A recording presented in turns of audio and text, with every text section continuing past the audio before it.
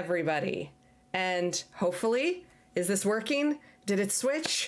I certainly do hope so. Why am I all cranked to the side? Yes, let's go. Hello, everybody, and welcome to Phandalin by Night. I am so excited to have you all back with us for our second episode. Hey, it feels like the first for me because I was so sick last week. I've had to rewatch the episode like 4 or 5 times on YouTube. You can catch our stuff on YouTube too, and you should do so now. Fantastic. I want to introduce you to my incredible cast and get us into our story tonight.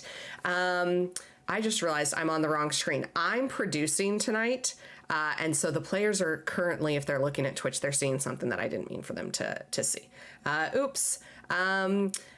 Sarah, MC Diabetes is usually our producer, and I'm missing her already so very much. You can catch her at MC Diabetes and on Martlet Games, where she's a creative partner, and around here where she is Prince Jude, the Prince of Vancouver. I was going to say clan, but I forgot which clan Prince Jude is. I'm so sorry, Sarah.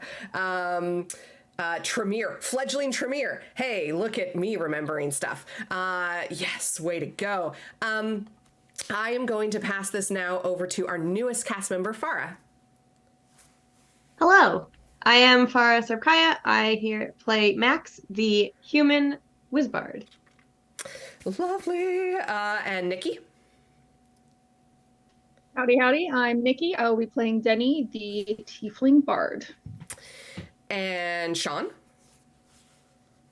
Hey guys, I'm Sean. I'm gonna play 9, the human Pallock. Oh yeah, yes, let's go. That's right. I had totally, I'm so excited for that. Amanda. Hi, I'm Amanda. I will be playing Whimsy, the tiefling warlock. That is so good. Hey, Steve, could you tell me, did everybody sound okay? Because it looks okay on my end, but I just want to make sure I'm not overpowering everybody, that I'm not like way louder. And while Sean responds to me in the Twitch chat, I am just going to get going here. From what you saw. Yes. Okay. Excellent. When last we met our heroes, we had quite an adventurous first episode with Graja waking up during the heat of some kind of battle and everybody being dead around Graja, with the exception of Denny and newcomer Max. Denny was climbing up on a statue of some kind, and Max was, trying to cast some sort of spell to do something with Denny, emotionally scarring everybody. I'm really sorry. I wrote that scene a good long time ago because I really just wanted to start off with a little bit of a bang. I was inspired, you guys. Brennan Lee Mulligan's Exandria Unlimited just inspired me so much. And over the course of a couple of hours, we came to find out that in fact that was just a dream and that everybody was okay. And thank goodness that 9 had not gone out drinking with everybody else, was there to wake Graja up. And everybody came home right shortly after that. It has been a busy couple of weeks since the events of our season finale, where Cragmaw Castle had been overthrown.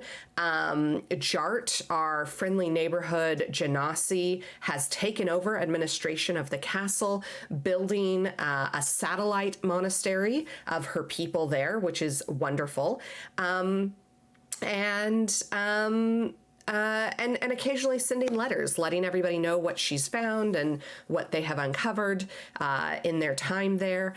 You guys know that Gundren Rockseeker, who had been found, he had been imprisoned and tortured there, being tortured for information about the mysterious map that he carried way back when he first hired you so many moons ago, he had been transferred back to Neverwinter. So members of the Lord's Alliance had come to collect him, and he had been transferred back to Neverwinter for care. Lord Daggalt Neverember seems quite interested in, you know, understanding what was on this map and providing some level of protection for Gundren Rockseeker.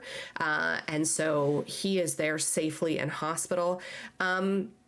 And Nine had a visit from his deity. Nine's deity Lathander came to have a quick little chat, a little tea time party, sharing a little bit about Nine's family background, which isn't something Nine knows a whole lot about, and also sharing that the Forge of Spells must be protected at all costs. So some exciting potential developments, and that is where Max had gone home. Max does have like a guest room. They've kind of set it up as Max's room. Max has a room here at the Coneyberry estate, but Max also maintains her own apartment elsewhere in the city, our fine city of Coneyberry, which is definitely our homebrew variation of this, which you are welcome to use in your games as well. And Max got a letter from a friend from her old activism days, inviting her to come and join at some kind of stone geologic formation, maybe, sharing a couple pieces of stones, a flaked obsidian, actually, that resonated with abjuration magic, which is kind of interesting for Max. And Max and Whimsy come back to the house as Denny, Graja, and Nine are packing to get ready to go to this Forge of Spells. Whimsy remembers reading about the Forge of Spells, right? In all of the reading that Whimsy had been doing. And the Forge of Spells is, it was essential. It was one of the first places where the dominant species, the dominant races of kind of the Sword Coast came together in a pact of solidarity. So humans, dwarves, elves, kind of halflings came together to protect this forge itself, and allowed for the creation of these major cities along the Sword Coast, mainly Neverwinter and Waterdeep, but the other kind of villages and things also. So that is very brief. I mean, it didn't feel brief. It feels like I've been talking for a little bit. That is kind of the wrap up of where we are. And so we will pick up here in the Coneyberry estate, where everybody is together and looking, doing some quick packing. And what are you guys doing? What are you guys doing today? Road trip. Packing some snacks, getting a map, planning the route. I assume that's what everyone else is doing anyway. Denny is trying to whittle his 14 cases of luggage down to like one backpack. We haven't been here long, but he's already spread out. He's like, finally, I can have a full closet again. Yay. So trying to gather all of his things into a convenient travel size pack is what he's going to spend most of his time doing. Okay. You'll notice that Max does not have a backpack of any kind, but they do have a small haversack that they carry all their stuff in, because they do not go anywhere without the proper attire, darling. You're damn right. Whimsy threw a bunch of things in the portable hole. He's traveling light, so he's got the portable hole folded up as a pocket square again. Okay. And yeah, he threw in any books or papers he thought were relevant, as well as the usual clothing. Also, a lot of dried meat as snacks for the wolves, because he doesn't know how much hunting time they'll have, and he would like his boys to remain well fed. Okay. Nine, anything particular you're doing? Well, Nine's probably been ready for forever, waiting on Denny and Whimsy and Max. But yet he's been going over the map that he received, going over the letter. He would take the time if that bread would still on the table in his room. He would take it and wrap it up and put it in his stuff. Only taking like a pinch a day from it to kind of keep that remembrance that he started. Try to keep it fresh in his mind because he's not really a big on family, but he's curious about it. Nine goes back into his room, and all of the kind of magic of the celestial favor that had been in this room that made this room. Whether you were actually teleported somewhere or not, you're not totally sure. That's not your area of expertise. But what you do see is on your bed a little like package of like, it looks like a wrapped panettone, like a little wrapped loaf in some brown butcher paper, with a little gift tag on it that's just the symbol of Lathander. Obviously, you know, he's staying in tune with you, and he's making sure that you know, if this is what helps you to feel better. He's a good deity. He's a good god, and he wants his followers to be at peace and to have comfort. So he's left you this little gift. You can add that to your inventory. Grandma's loaf of bread, I guess.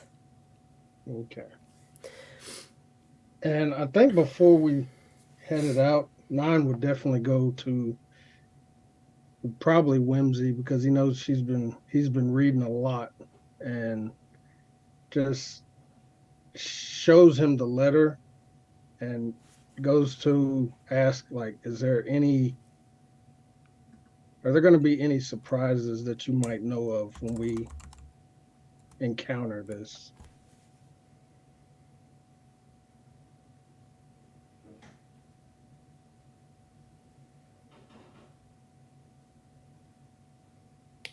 Whimsy, roll me a history check.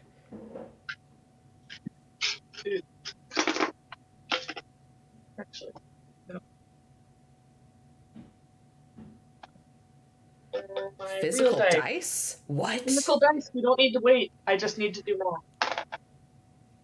I'm going to have to readjust how I DM. Sometimes I ask Amanda to roll just to give myself a minute to think. My time.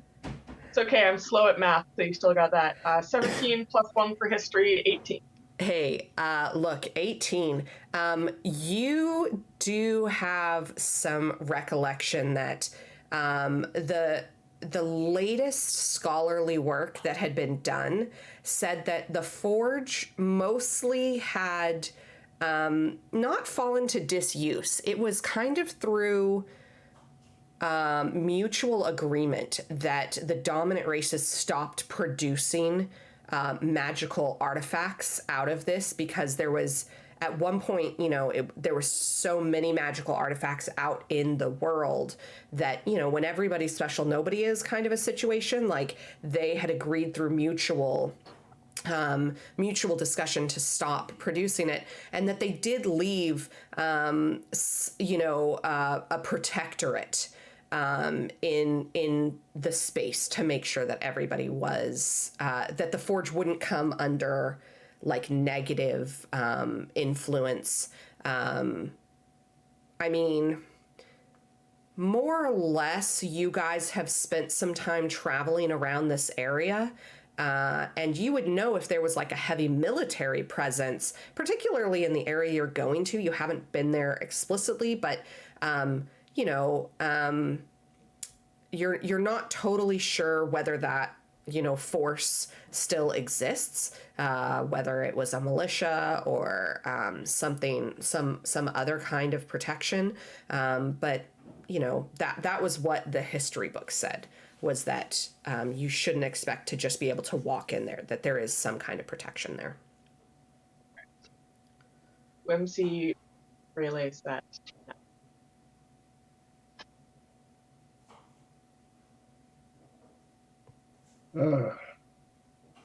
Well, should have known this wasn't going to be easy.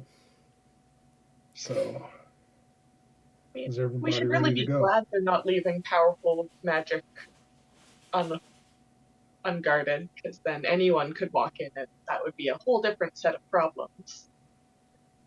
That is true. About this time, as you guys are kind of like, moving around to pick up the last bits of things that you need, you hear raised voices coming from Graja's room. And you hear Droop saying, "No, I want to come with you. This is important. If you're going, I'm going."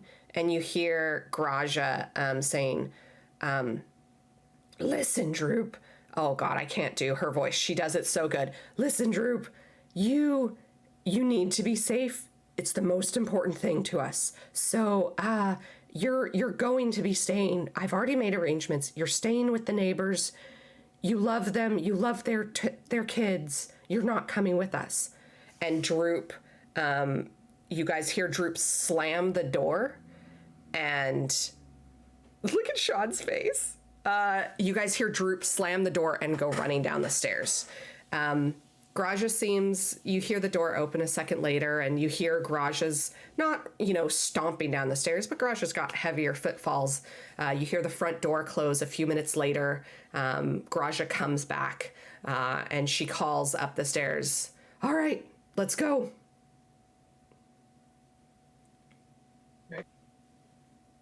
Whimsy pats his pocket, checking the portable hole, does a quick pat down, make sure he's got everything he needs, counts the wolves. He's good to go. 5 wolves. Excellent. Okay. I have a question, Amanda. Do the wolves also have little backpacks so you can carry more stuff? Like, does one have like the doggy bags? Does one have like the dog food? They've got like those the kegs. The Saint Bernard ones? Carrying a mimosa keg. Yeah. Incredible. There's also a guy on TikTok who makes dog armor, and they definitely have that. Of course. Got Oh yeah. armor. Of course. They've got some armor. I'll allow for that. I love that. Send you the TikTok to show you who it is. And Send me. like that. Wolves have that. I'm there. We can definitely homebrew something. And so without much fuss, you guys get on your way. Was there anything specific before you leave the town of Coneyberry that you need to purchase or buy? Any spell components? This is, as far as you guys know, you are leaving, civilization, and you're not heading into anything bigger, certainly.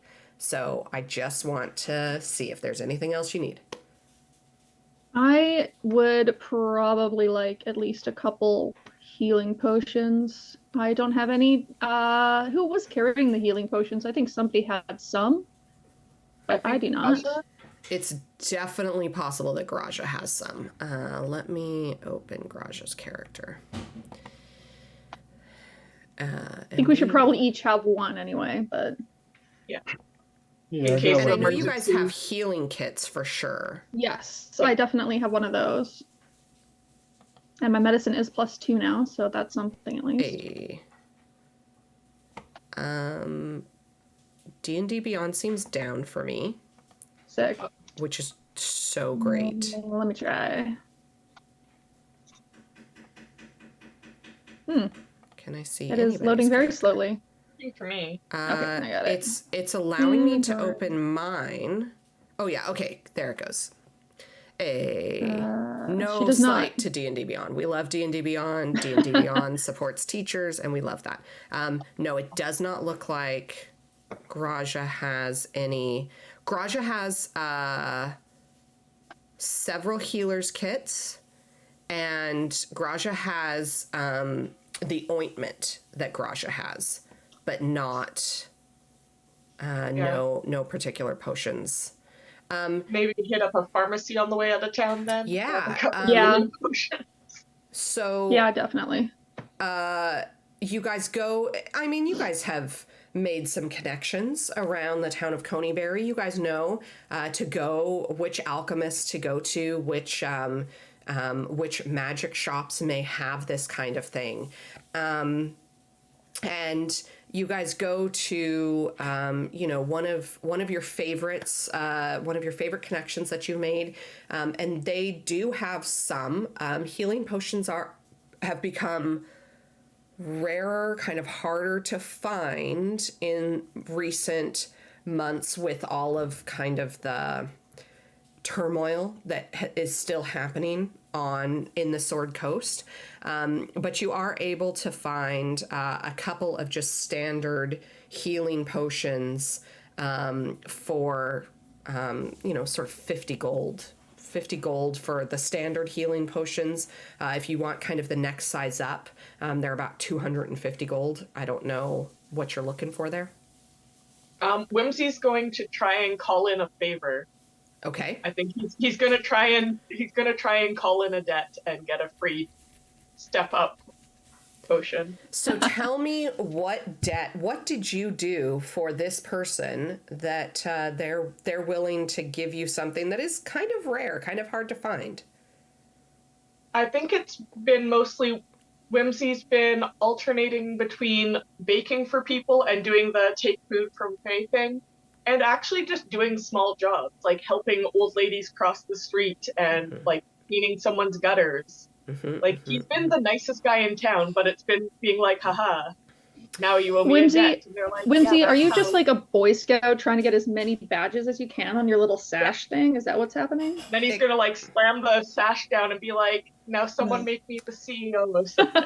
Yes, except for the badges are promises of favors returned, right? Absolutely. This is it's like the Whimsy's robe like, of oh, stars. I'll get your gutters for you. It's fine. Totally. You'll do something for me later. I think I think if I can just collaborative storytell with you here for a moment, this particular alchemist who you're talking to had been wanting to kind of expand their premises and needed a little bit of help to do so. The magic that sustains Coneyberry in whatever kind of elemental plane that Coneyberry exists in, the magic that sustains it doesn't really. It is hard to expand the boundaries of Coneyberry itself. It's not impossible, but it isn't easy to do. And so oftentimes when the city knows it's going to be stationary for a while, they actually dig in to the foundation of the actual earth. And so what you had done was kind of almost dig through the plane boundary and dig out like a basement. You and the wolves just got in there and dug for a good couple of days. And for this, as you go to call in this favor, this older looking Afriti is who this particular alchemist is.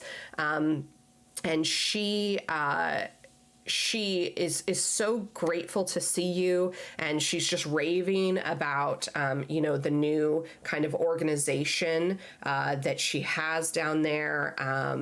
And she says, for you, darling, I have something very special. And she brings out 2 potions, actually. She brings out one that's kind of like an aquamarine, a turquoisey potion, and she hands that to you. And she brings out a superior healing potion. It's not just a standard. This is one of the big boys. And you have a superior healing potion that you can put in your pouch. Definitely. And he will keep that on himself, not in the hole, because in the heat of battle, he does not want to be rummaging through his. What was the other potion? The turquoise potion. I don't know that you guys have. You guys have another potion that's very similar to this. And I'm trying to remember if in the first season you guys had it identified. But one of you has a turquoise potion. I think I had it. And I think we did discover what it was. Yeah, I think so. This is essentially a mana potion. This yes, that's what it is. Restores a spell slot of Yep. 2nd level or lower. That is something that Whimsy needs as Yes. a warlock. Yes. Yes. Those mana potions are my particular homebrew. They're something I really love giving out because I tend to only play clerics and fuck losing all of my spell slots at lower levels. So yeah. Okay. I'm gonna make a custom item for that. Yeah. Anything else that you guys would like? A potion of mana is in the thing, Amanda, if you look it up. Yeah, I'd be shocked if I didn't have it. Yeah, it's just under potion of mana. Hey, Raiders. Thank you, Blue Box RPG. It's good to see you guys again. You guys used to raid into us for season 1. Thank you for coming back. We're just preparing for a fun little adventure. You guys are hitting us right at the beginning of the stream, so this is great. Our heroes are in Coneyberry, the extra planar space of Coneyberry, on the Sword Coast, of course, and they're heading out on a specific mission. Hey, Wandering Endlessly, it's nice to see you, buddy. Okay, so you guys Can you send me the link to it? Because I can't find it on there. I will send you the link to it. Yeah, no problem. I can do that for you later. Probably won't need it today, but yeah, that's fine. Well, if I play my cards right, potion of mana to Amanda. Can do. I got you. So we head out through the Sword Coast. Let me throw up a map of the Sword Coast here. Well, it doesn't help if I change it. It only helps if I move you guys too. And you guys are in the area of Coneyberry here. I'm just going to zoom out a little bit. And you guys are heading... excuse me. You guys are heading over to Wave Echo Cave, which is to the southwest.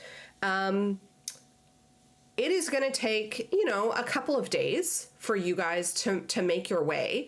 I am wondering if somebody wants to just roll me a d20. Let's see how the travel goes. Who wants to take responsibility for this? not it. Who's like leading this charge, as it were? Is Graja taking up the front? Oh, Nine's taking up the front, I imagine? Yeah, I think Nine's... Well, it's Nine's holy quest. So. Yeah. All right. Hey, And we're just rolling the d20. Just roll it for me. YOLO. I prepared so many maps. What was it? 15. A 15. All right, Solid. sure. Could you roll me a d8? Damn it.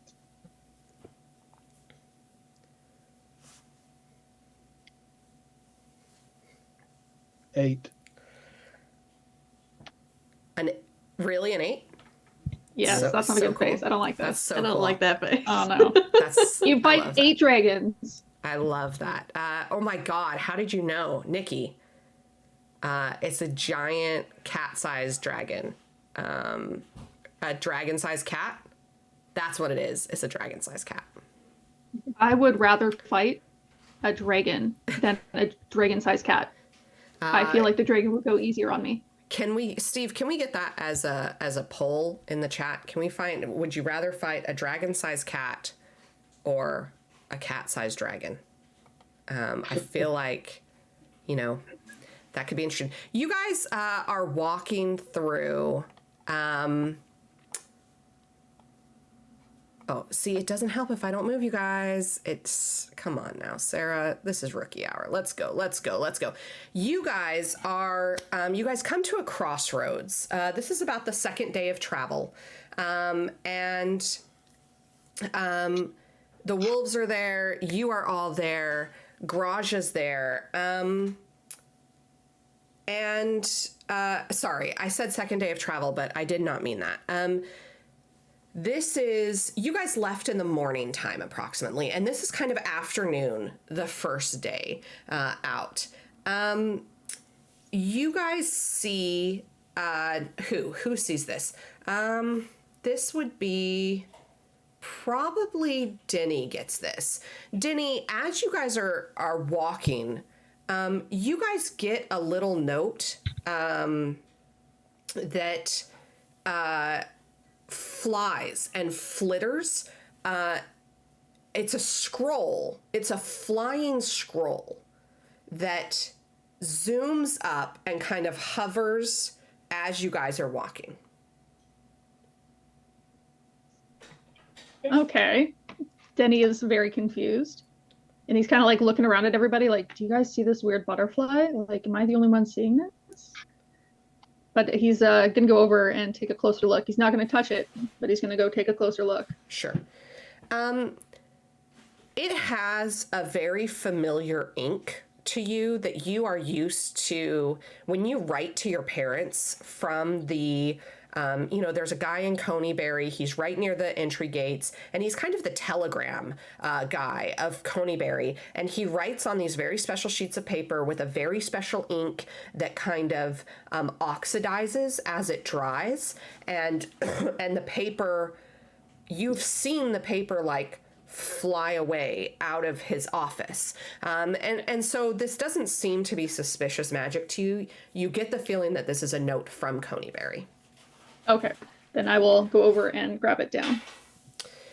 You grab it down, and it starts to unroll kind of in your hand. And it says, "We don't want to worry Graja. Droop wasn't at school when we went to pick the kids up today. What do we do?" Hello. I'm going to inform everybody in a very worried tone of voice that, look, don't panic or anything, but Droop might be gone. Okay, this isn't good. Whimsy, do you care to maybe spare a wolf or two to go and track our boy down? Whimsy gives a little nod and confers with the wolves in a series of low growls. And he's like, "Did anyone say in front of Droop where we were going? Is Droop following us? Maybe. Because he wanted to come." I think he had to have been around while we were talking. So yeah, Whimsy turns back to the wolves, gives them a growl, keeps one with him, and sort of sends the other four out to scout around the trail leading back to Coneybury to try and find Droop. Denny, give me a perception check. Okay. Might need to check your hole, Whimsy. Gonna Make be a sure 13. he didn't crawl in there.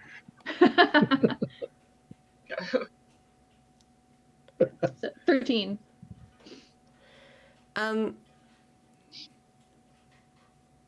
Denny, you notice that the wolves are definitely listening to Whimsy, but they're kind of looking. They're kind of looking at each other. Whimsy, Carla, who has the goodest boy, Carl, who has kind of taken over leadership of the pack. She's definitely kind of the big sister of this group. She kind of sits on her haunches and she goes, "What you mean, cub gone?" Cub missing. Left cub in den. Cub gone from den. Cub followed. Find cub, bring cub. All gone from den. All gone. All gone. We're all gone from den. Cub 2.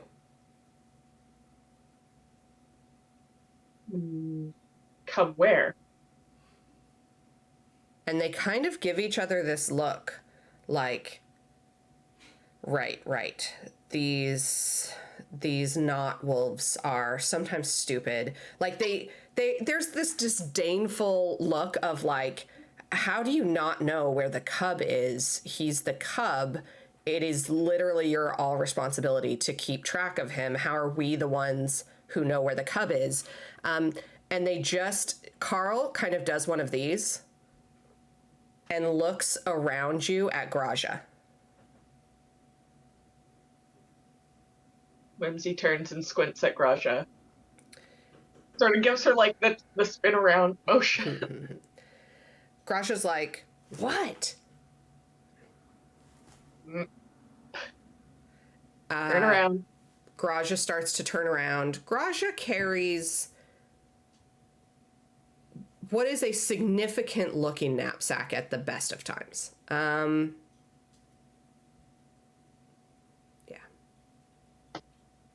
Like a hiker's backpack?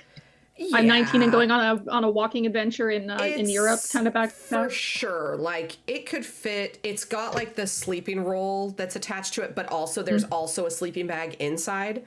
Of course. Of course, yeah. Of course. I would too. I think, By I have think her carrying Nine walks capacity. over See, to her like- backpack and just taps on it. Yeah.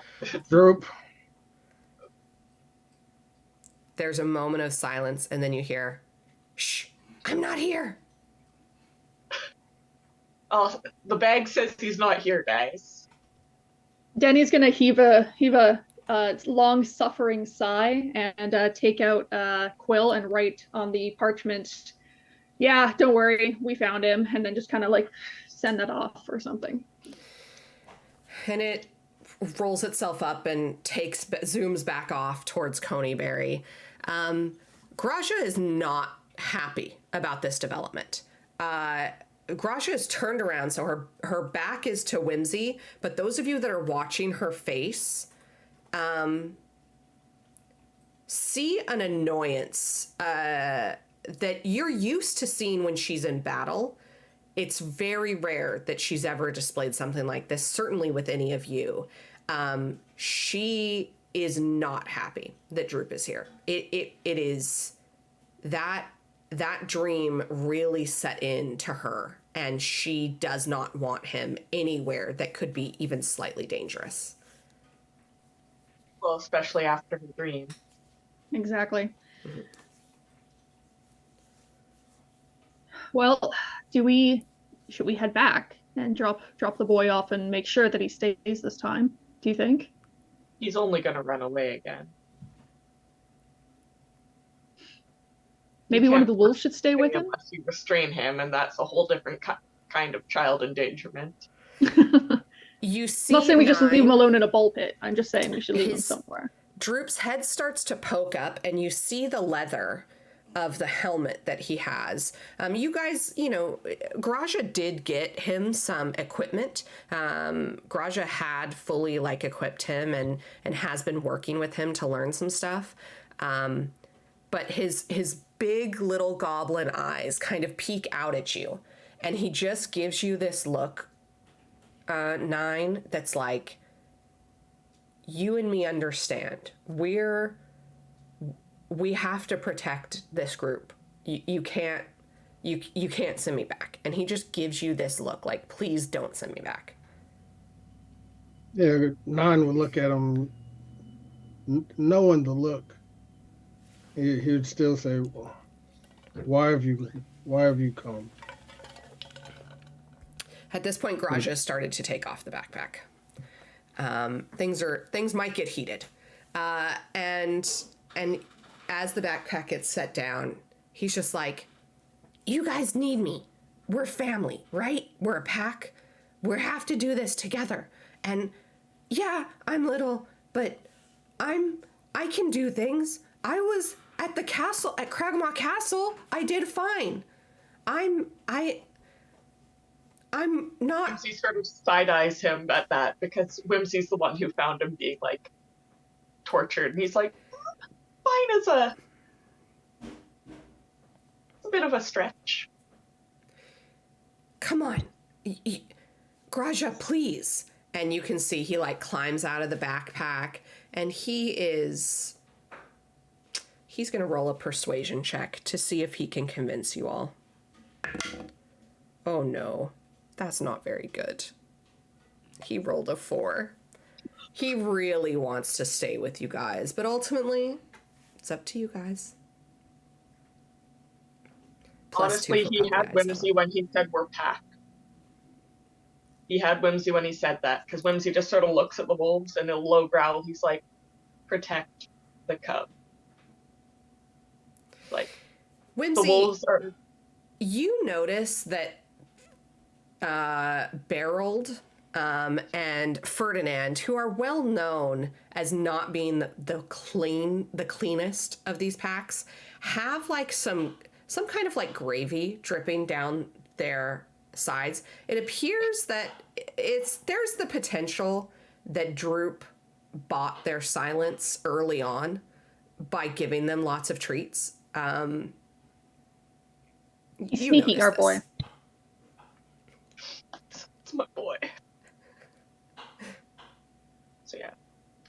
Whimsy shakes his head at Graja and he's just like, he's pack.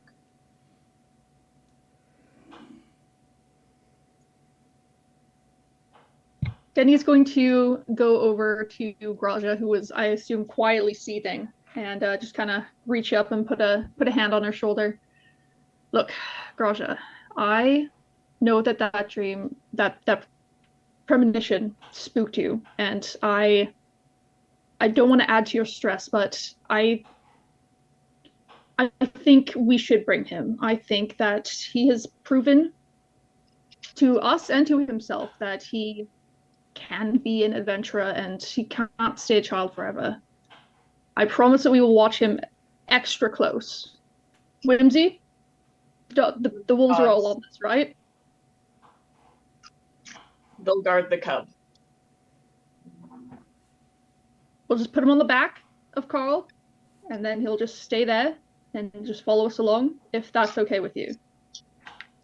I am willing to stay in Coneyberry with him, if that helps.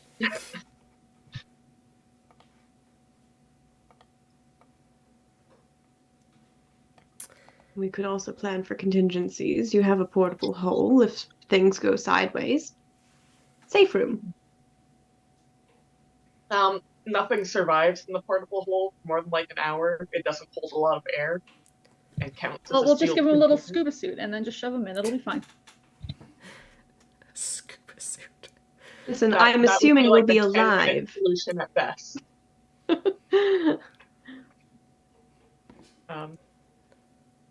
Whimsy does look at Carl and tells her, like, if it goes bad, get the cub out.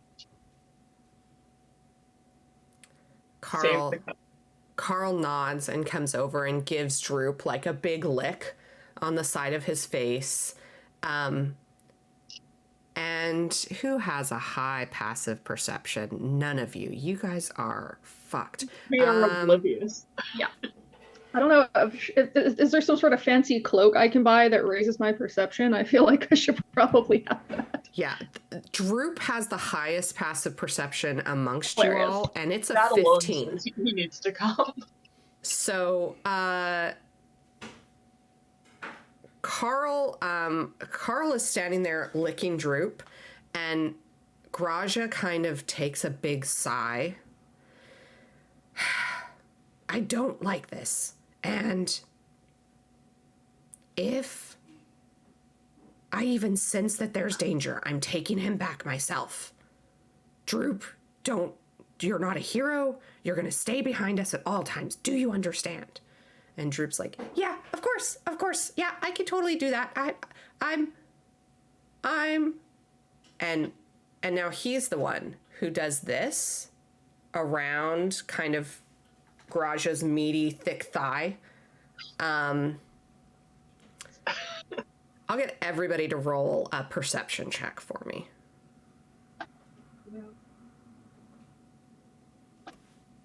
And I promptly forgot that I have real dice. And That didn't take long. it does not take long. That's going to be a 7 for me, Chief. I got a 16.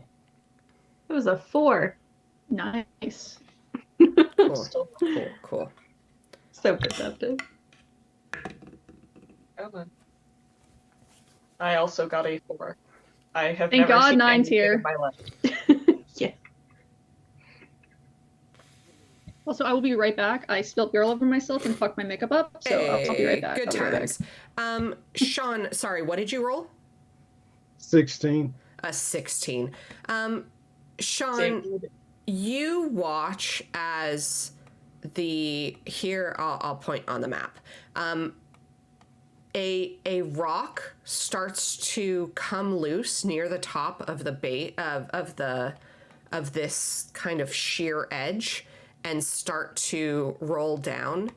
But that is not the only rock that is moving, as you see a gigantic head, probably 16-ish feet tall, almost camouflaged into the rock, the same coloration as the rock, except for this is human-shaped. almost like a statue, except for it's moving towards you.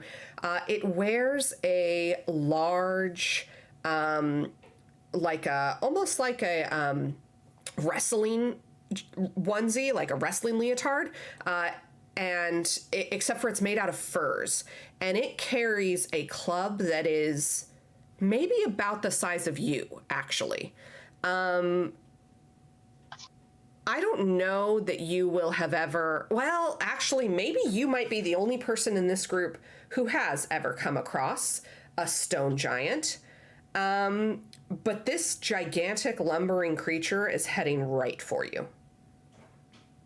As soon as Nine picks this up, he basically runs to the front of the group, shield out, sword over the top, just holding his stance in front of the group. So I guess at this point, I'll get everybody to roll initiative. And because you guys are going to see it on, for those of you who have Twitch open, you're going to see it on the map. There is another one behind it. This is a party of 2 stone giants. So I will make it visible. And I'll get everybody to roll initiative for me. Hell yeah. Do this. 21. Might not have seen it. God, can you react? I'm gonna switch my dice out while I'm waiting for Hey, my turn. I also got a 21. 21. I got a 21 too, natural 20. Hey, Nice. turn up. I think that means you go actual first then, because mine was a 19 plus 2. So the turn order is up for everybody who wants to enter your turn. That is a...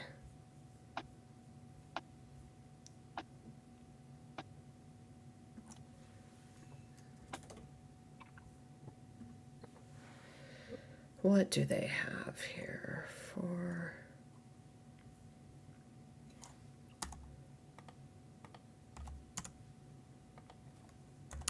And a 3. And I need 1 for the wolves. I'll roll for Graja. Oh, no. Graja, why are you guys letting me roll at all for anybody?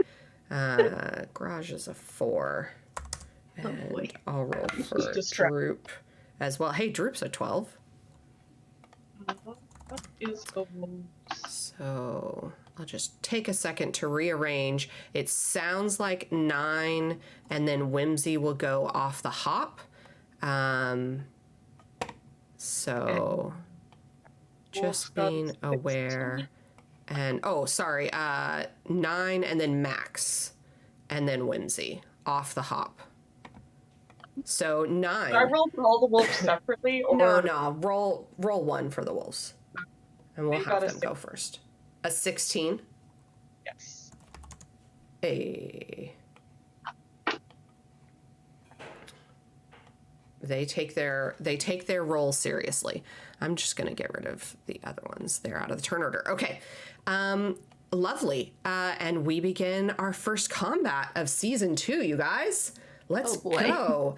9. These 2 massive stone giants, clubs the size of you. These gigantic creatures come as soon as they see that you have spotted them. They were trying to be a little bit stealthy. As soon as they see that you have spotted them, they start to run forward. They are fully intending on probably not having a tea party with you. These aren't Lathander, you know what I'm saying? So 9, you're up first at initiative. Max, you're on deck. 9, what are you doing? Okay. Let's see if we remember how to do this. Got 2 actions. Okay. First, I'm going to use my bonus action to do Hexblade's Curse at the front giant. Okay. You got it? All right. For my 1 action, and then, or a bonus action, actually. Okay. Then Let's see.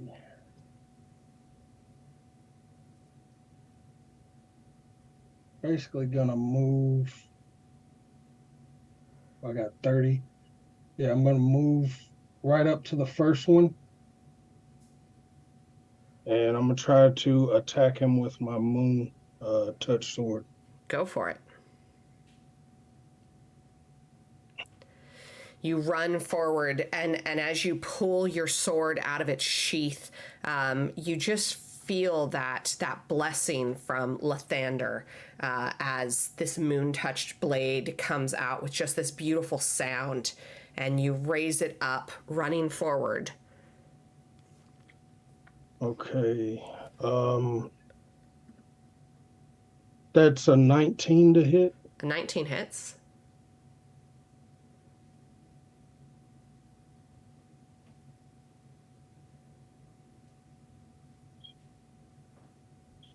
That's gonna be 9 damage. 9 damage. Okay. And then for my second hit, I'm just gonna with the moon touch sword again. Okay. And Max, you're on deck. Whimsy, you'll be right after that. That one's a 12 to hit. A 12 doesn't hit. The first one you strike true, flinting off like a piece of this guy's thigh, which is about as tall as you stand compared to him. And it fletches off, a shower of sparks happening as you do so. And you go to bring it back, but these guys are big, and you weren't expecting to do something like this. Yeah. All right. Beautiful. Max. Okay, so I'm so glad I prepared this spell. For my bonus, Max has been playing music this entire time as we're walking. She's just been screwing around. And so first, for my bonus action, I will give bardic inspiration to Graja. But she plays a power chord, and you watch as 9 grows. I cast Enlarge on 9. And he turns from medium size to large to meet the giants in battle. You hear the straining and bending of metal as 9 starts to grow. The armor getting warm as it expands to kind of meet your massive new size. You now stand 15 feet tall, only slightly shorter than these beasts. And as you look up, instead you used to have to look way up, and even if it looked down, it was hard to meet your gaze. And now as you grow and hulk out, now you just have to lift your chin slightly, giving this beautiful glint from the golden armor in the kind of afternoon sun. And it looks down at you. What languages do you speak there, 9? You're muted. I speak common and abyssal.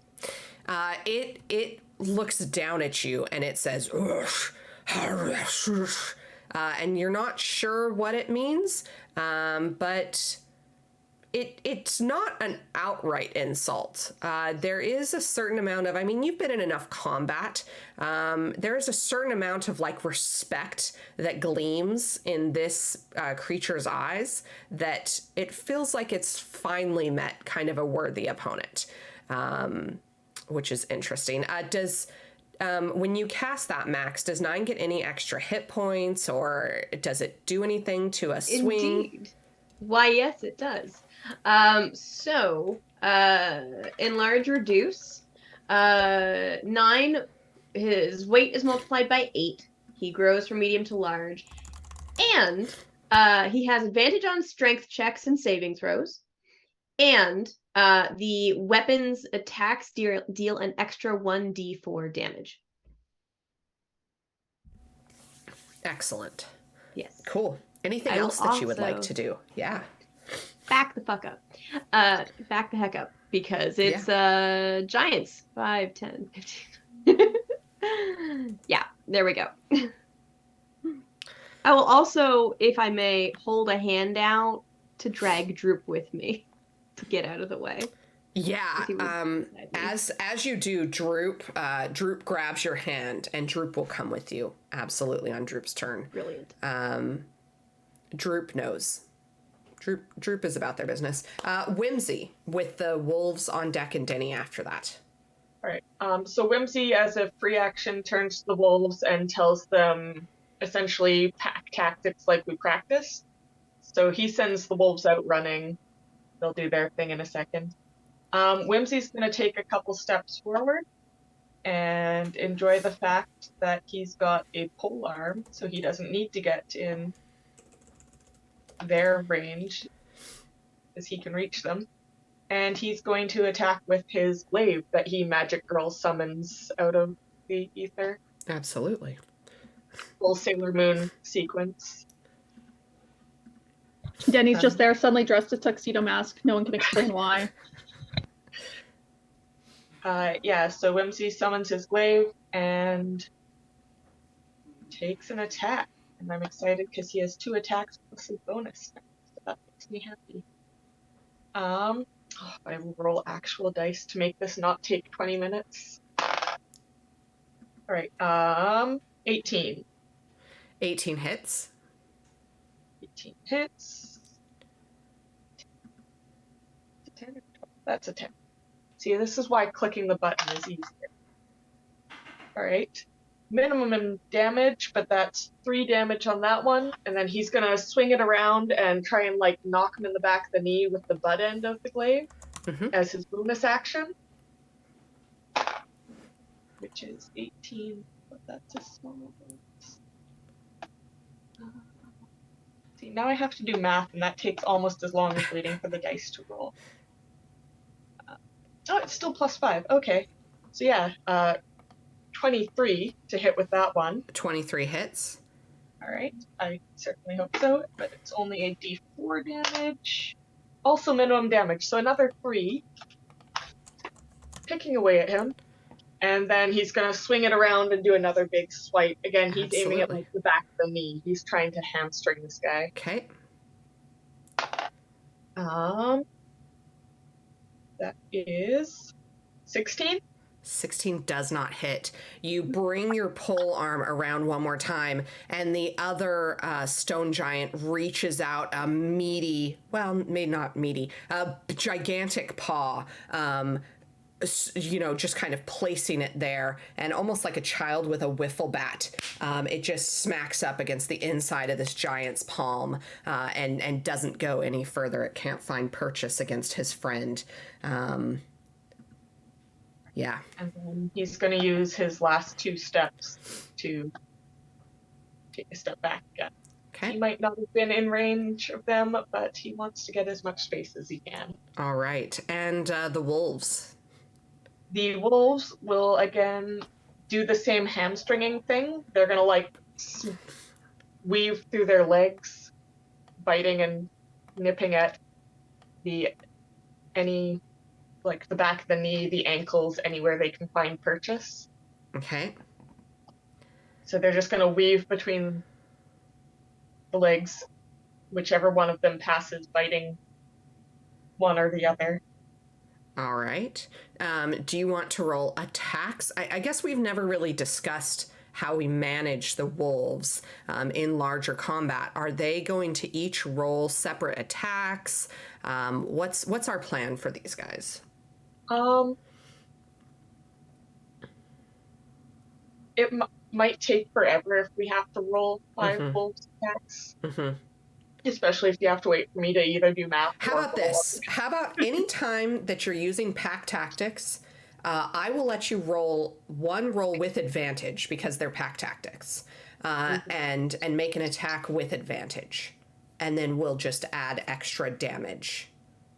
Okay. So they're like weaving through their legs, trying to nip at tendons and ankles and any weak spot they can find. Okay. I'm going to go ahead and say that doesn't work. that their teeth can't find purchase, because even with advantage, that is an 8. Oh, an 8. The wolves are trying to step gingerly and trying to figure out. You have practice pack tactics, but they also know that. First off, 9 is much bigger than you guys had ever practiced, like in the yard. And they're also very aware that Graja is about to come running through here, and they just want to give her some clearance. They want to give her a little bit of space before she gets in here. They're nipping, and they're definitely drawing the attention of the other stone giant. If there was a rogue amongst you, a sneak attack might be possible here. But unfortunately, they're not. It doesn't seem that they're doing any damage. Their teeth are matching kind of the pain of the stone giants themselves. Denny. Okay. Denny is going to just kind of really coolly just kind of sidle over right here. And just kind of using this space right in between the two is going to go ahead and cast Fear at a 3rd level. Okay. And what is that? It's a Wisdom save. Oh no. It's a Wisdom of 16 against both of them or against one? For both. It's actually every creature in a 30-foot cone. So I guess 1, 2, 3. Is that too far away? 1, 2, 3. I think it's going to be 9 and this giant. All right, 9. Can you make a wisdom saving throw for me, buddy? That's a 14 that the stone giant rolled. Nice. I have advantage on wisdom, so let's see. Yeah. Love that.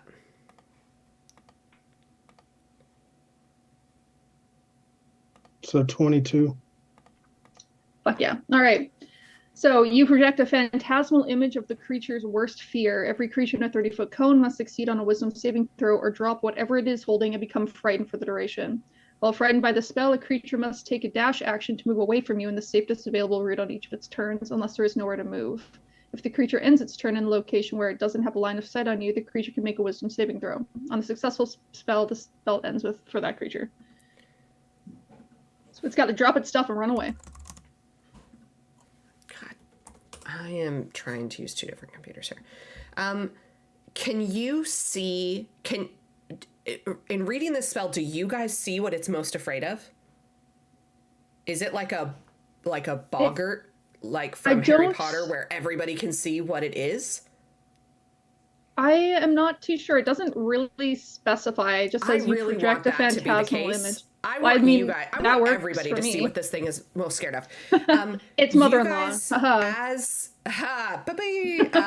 As you guys see Denny cast this spell, out of just kind of the magical essence and overlay of, there's kind of almost ripples in space-time as time and the arcane around Denny seems to almost bend and reflect light in a very specific way. And running out of Denny's hand, you see it grow larger and larger, although not ultimately that large, as this full-size dwarf comes running at this stone giant. And you see her hair, it's a female dwarf, her beautiful red beard and curly red hair is flowing behind it. Glints of like what looks like silver in beads woven into the beard, as this tiny little dwarf woman with the meatiest looking warhammer comes running and charging at this stone giant. And it will, at its turn, it will run from you. So yeah, love that. Anything else you'd like to do? Yes. Okay. with one of my bonus actions, I would like to cast some bardic inspiration on 9. Because Garaja has maxes, right? Yes. Okay. So yeah, on 9. And so, Big oh, and sorry.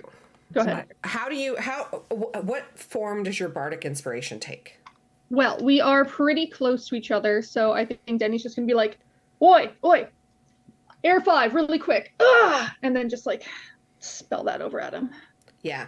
And as he kind of reaches over and kind of misjudging his now large size, his hand doesn't move as fast as it did before. And so you guys, kind of slightly miss each other, but it's okay. It looked cool to everybody else. That's fine. It's the attempt. We'll get there, buddy. Don't worry.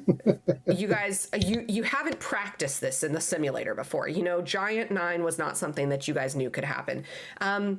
It is Droop's turn, and Droop is going to, just before he takes Max's hand and goes running, Droop is going to look at Graja and say, "You got this. I believe in you." And then he's going to...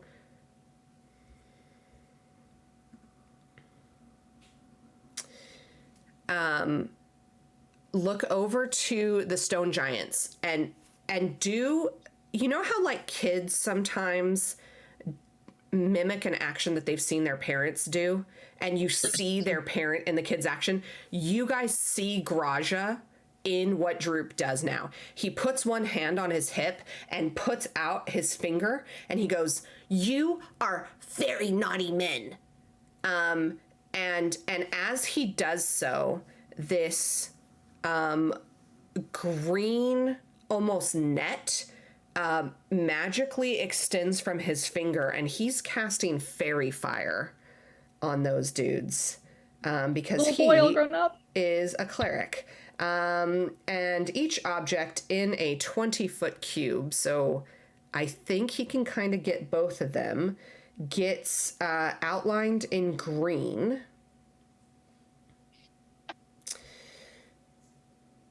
They have to make a dex saving throw. So let's see if they do that. Oh, they both, well, maybe one of them saves. Dex, okay, one of them saves. But the other one, the one who's going to be running, also, let's see, Droop is kind of green. Gets bathed in this green light. And he starts almost imitating it.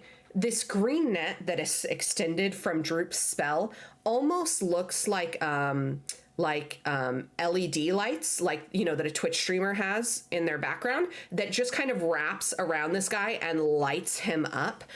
So he is now very visible, and because of that, any attack roll made against this creature has advantage. Any attack roll, as long as Droop can hold concentration. And then Droop is going to run over to Max, no problem. And it is now this other stone giant's turn. 9, you're going to be on deck, but it's going to be stone giant, Graja, stone giant, and then 9. Okay, so just be preparing yourself. This guy is going to reach down and try and grab at the wolves. Try and smack them with his great club. Well, you better not. That's a natural 20 for a 29. And the other attack, is this a 1 or a 7? I rolled a natural 20 and a natural 1, you guys. Depends on the spectrum. Okay. I don't know how to feel about that with 2 sharp-edged dice. Can I, as a reaction, silvery bark? What is the distance on that?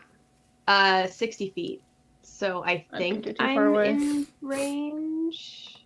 Yeah. Oh yeah. Assuming the Yeah. grid is... Yeah. Yes, you can. Okay, on the one that rolled a natural 20. Okay. No. So I just play a really discordant chord on the guitar, and they have to re-roll the natural 20 and use the lower roll. They have to re-roll their natural 20. Yeah. That was a 19 plus 9 is a Okay. 27.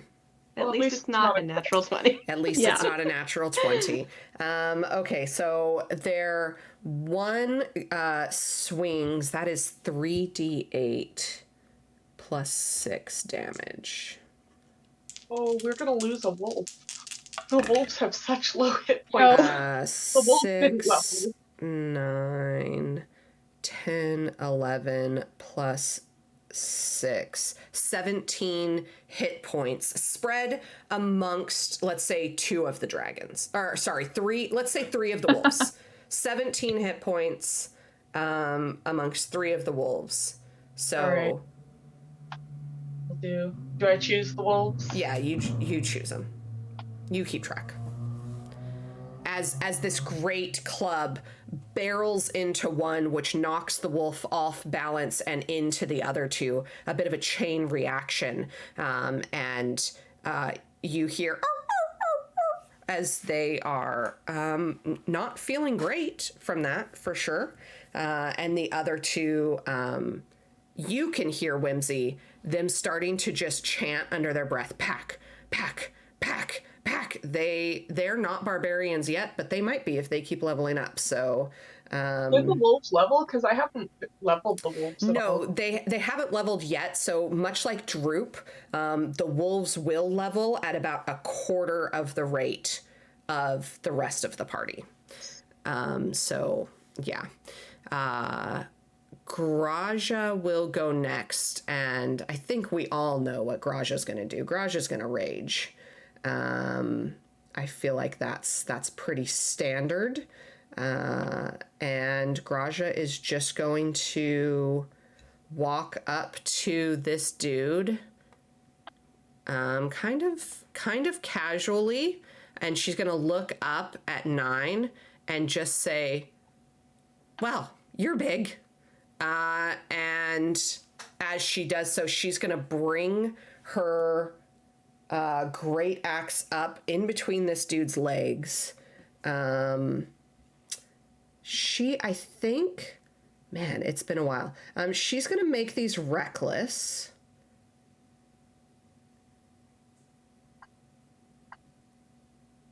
And I think she's going to frenzy because she's not feeling super. She's already pissed off that Droop is even here. If she's right there, she's next to me within 5 feet, so she gets advantage. She And wouldn't have to do reckless. She doesn't have to do reckless. That's right, because she's got advantage. And she's gonna, but she is gonna frenzy, which gives her an extra attack, because she's not feeling great about being there. So she's gonna get 3 attacks here. Yeah. Okay. That's a natural 20. Let's go. That was cocked. That one doesn't hit. And I rolled 2 natural 2s. That's very okay. Well, she gets 1 of her 3 attacks, and it is a natural 20. So she is going to get this. So 8, 9, 10, 11 points of damage against this guy with her 1 attack, as she gets right up next to you. And he is going to start to run away. So 9, you can get an attack of opportunity, and Graja will also get attack of opportunity. These come at advantage because you two are next to each other. 12. Nine's gonna do sentinel reaction To try and keep him. Yeah. All right, go for it.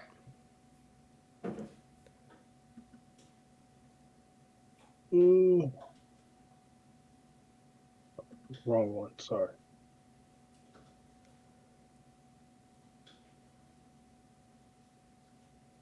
That's a 22 to hit. A 22 hits. Yeah, so that keeps him here. Yeah. Okay. All right, and the damage. That's the one that still has the Hexblade's curse, and then I have the D4 from Max. Right. Okay.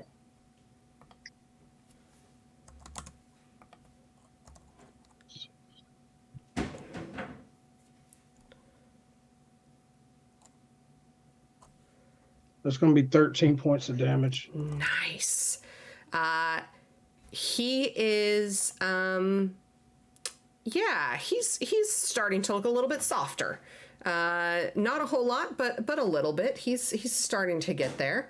As you guys just take turns, taking swipes at this guy. He gets to make a wisdom saving throw at the end of his turn. 15 plus 4, 19. Nikki? 19 does beat it, yes. And as you kind of hold on to him, 9, and keep him here, he turns around to you and he just goes, "Hush, hammers, hush." And you kind of take that to mean, fine, let's do this. And he succeeded from his save, but that is the end of his turn. He can't attack. And 9, you're up. Okay. Yeah, 9's just gonna come at him with the Moon Touch sword. Okay. Let's see. Max, you're on deck. Whimsy, you're on deck after that. And Grush is still right there, right? All right, at advantage. Right. Yeah, yeah. And also he's got fairy fire on him, so.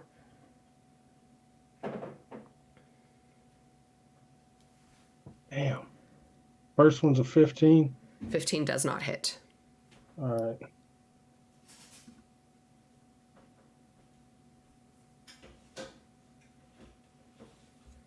Second one's a 18. 18 does hit.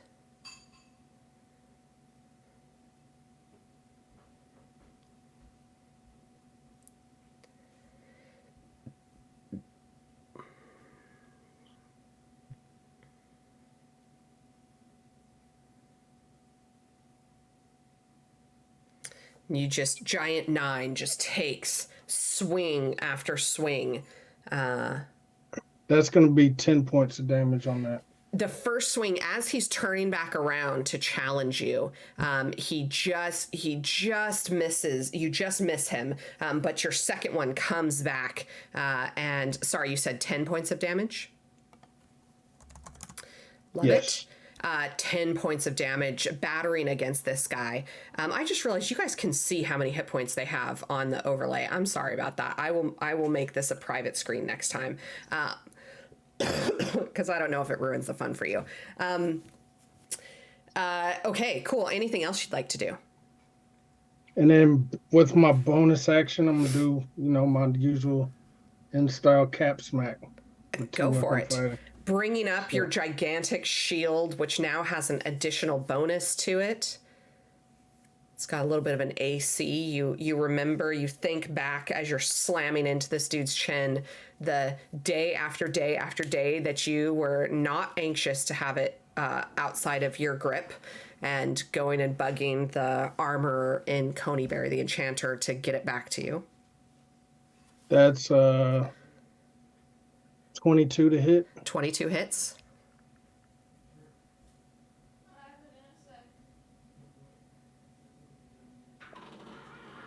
That's going to be 7 points of damage. 7 points of damage. You bring this shield up and bat him into the bottom of his jaw, and 2 teeth that are like the size of really great, meaty, almost like paving stones come popping out and falling.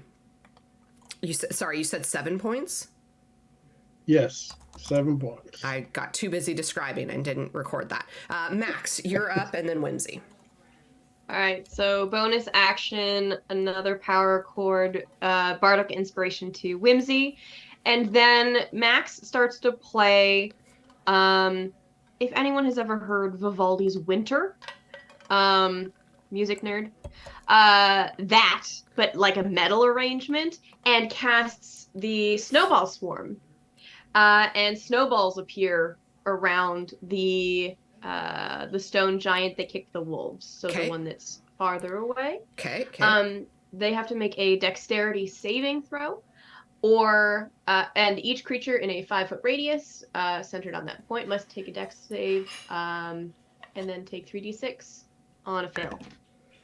That is a 19 to save. Okay, so they succeed, so they take half. Great. This swarm of snowballs, not unlike Langley, British Columbia today, falls on this person. All right, that is 9 damage cut in half. 9. Okay. As you see, kind of, not only do these fall, but they're like, I mean, look, this is a Canadian stream. We've all had snowball fights on the playground where like the snow gets mushed up with like the gravel from the playground, and you take a snowball, but it's not just snow, it's like rock, and it like hurts real bad. This guy feels it. There's a little bit of extra oomph in there for hurting the wolves. He definitely feels that. Anything else you'd like to do on your turn? That's it. No. Whimsy, you're up. Denny, you're going to be on deck.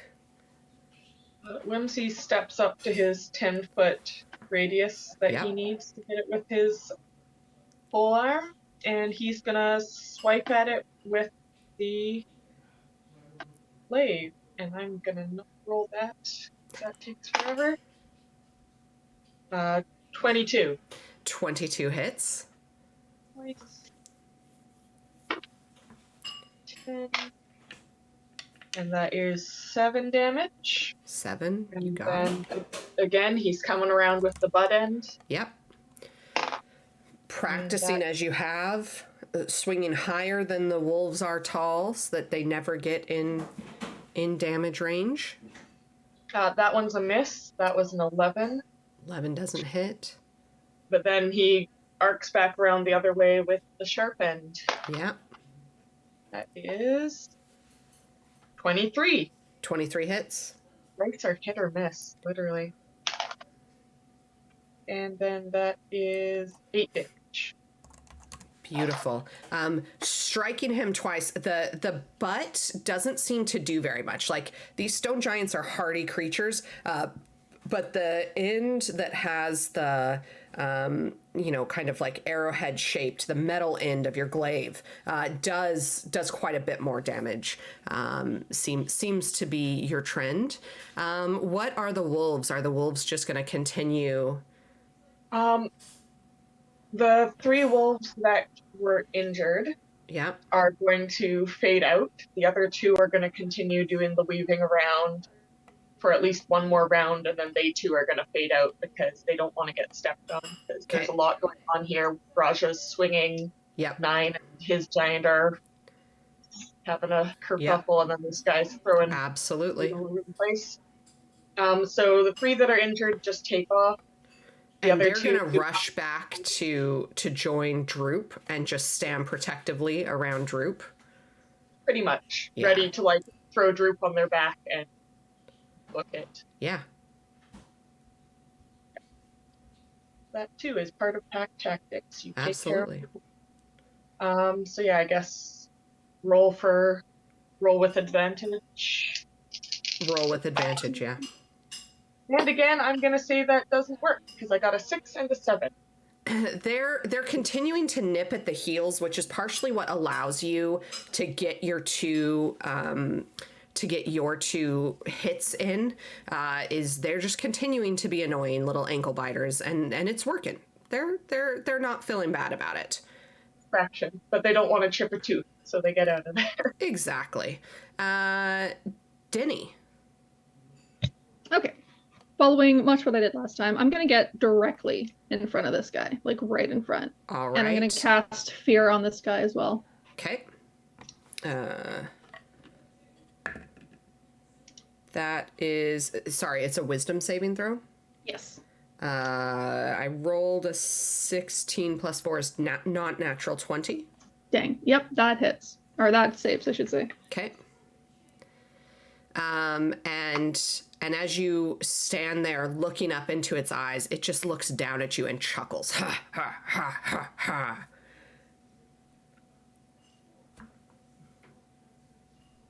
Okay. Using a bonus action, then I will use my spell command. Using a one-word command to a creature you can see within range, target must succeed on another 16 Wisdom saving throw or follow the command on its next turn. Is command a bonus action spell? Yes. Excellent. And what level spell is it? First. First. Okay, great. And sorry, what does it have to roll? 16. Of wisdom? Yep. I rolled a 13. Its wisdom is +4, so 17. Dang. Okay. Stone giants, I don't know how much you would have read about stone giants. Stone giants are higher up in the ordning, which is like the kind of, hierarchical social structure of gianthood. And two scouts who are out in the open air are not going to be easily swayed. They're out here for some purpose. In fact, it's very rare. It strikes any of you who have any knowledge of giants at how rare this is. Does anybody here speak giant? Nope. Does Graja? Graja might. I think she does. Graja does speak giant. Oh, if only Sarah were here and I could tell you guys what the giants were saying. Oh, I will send Sarah a Discord message about it. Amazing. Denny, anything else you'd like to do on your turn? Nope. I'm gonna actually, you know what? I'm gonna get even closer to it. I'm gonna get like right up into its business. Right into its grill. I'm just gonna shake my fist up at it. Absolutely. Taunting him to hit me. Okay. Sure. Make an intimidation check. Oh, good. Okay, that should be fun. My intimidation's actually not bad. Come down here. I'm very short. At 18. 18. Yeah. I mean, as it laughs at you, you take another step closer and just kind of raise your chin, like, all right, we'll see who's laughing. Give me another 2 rounds, and we'll see if you're still standing there laughing at me. The only difference between you and me, or between you and Mud no, I fucked it up. That's in character, by the way. Of course, yeah. I mean, the smell is not great this close to him, right? Like, I can imagine. And Denny is prissy at kind of the best of times. Denny is extremely, hygiene is important to Denny. So Denny doesn't like being this close. Droop is going to go, and what can Droop do?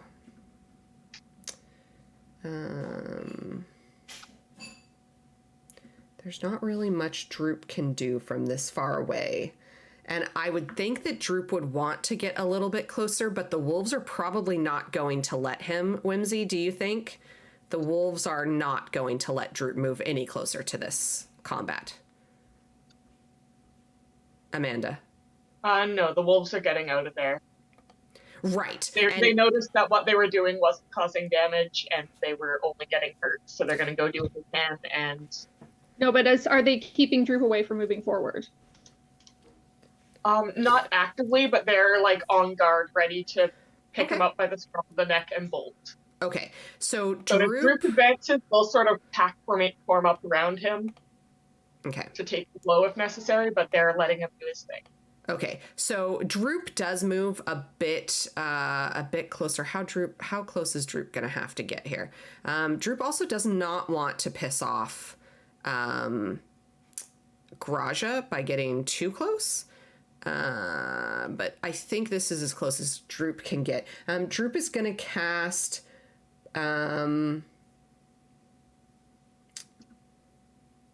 Droop would have to get so close to use a cantrip. Okay, Droop is just going to sit back, actually, is what I'm going to have Droop do, until such time as he is needed. Being a little cleric that he is, he's just going to sit back.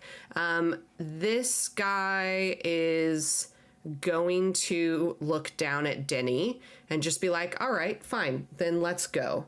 And he is going to roll. He's going to make 2 attacks with his great club.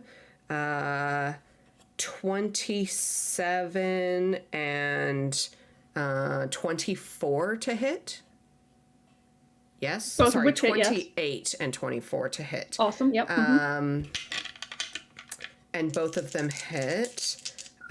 So that is 10, 17 plus 6 is 23, and 7, 12. So 30. 13. And so sorry, 23 and 30, 42 total points of damage. Right. As you take 2 great clubs. He hits you once and then pulls it back and hits you again in the same side. Some ribs have broken, right? Like that's more than half your hit points. Yes. Right? Yeah. You're hurting real bad. Do you I'm also you have a reaction? Yep, I'm gonna go ahead and use my Hellish Rebuke. Okay. Hello. It'll let me roll for damage. Droop does not have Toll the Dead. Hey, Legends of Alos, thank you for raiding us. Sorry, I didn't see that earlier. I was busy beating up my characters, my players. It's gonna be 19 points of damage. 19? Yep. Damn, Hellish Rebuke. What form does your Hellish Rebuke take? Just says Hellish Flames. They are very sparkly, and they are all purple and black. With a little bit of gold, just kind of sprinkled in there. Of course, yeah. Which would also be, if anybody wants to make Denny some custom dice, that is the color palette that you're drawing from. Be sick. These, at first, it just kind of looks like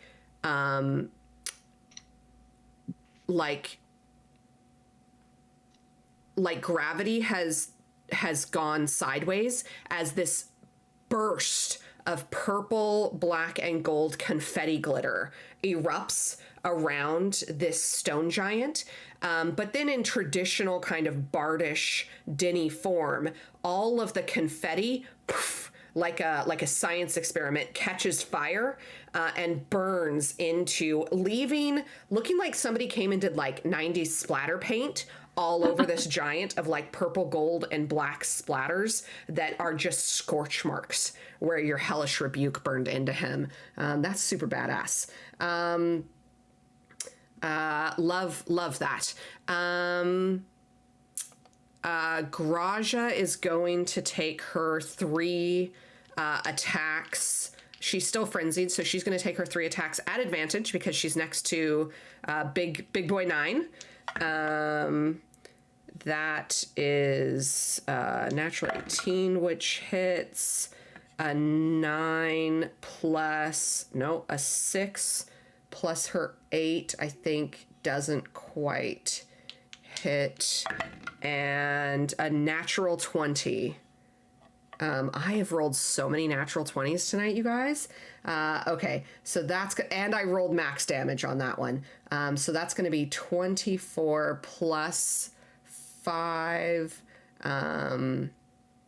is 29 plus 2, 31 points of damage, and an additional 7 points of damage, 38 points of damage, as the barbarian of the group absolutely carves whole chunks off. Like as much as you're doing 9 on the top, you hear Graja's frenzied rage from beneath, and what you catch her saying over and over is boom, boom, boom, and she is channeling that dream and all of the rage and fear she has from that dream, and she just, every time she swipes into this dude, and like bits of him have gone flying off, and she's shorter than him, so we're in danger territory for his stone giant genitals. She is not going to let him leave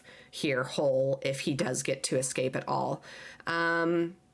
But it is his turn to come back and strike at you both.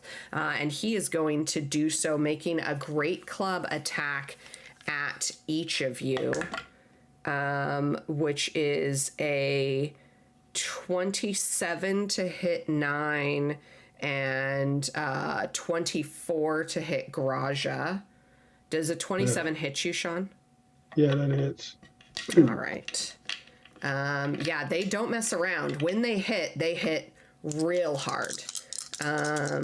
Yeah, 9 is not going to go on it. 9 is not going to want to go back to being regular size.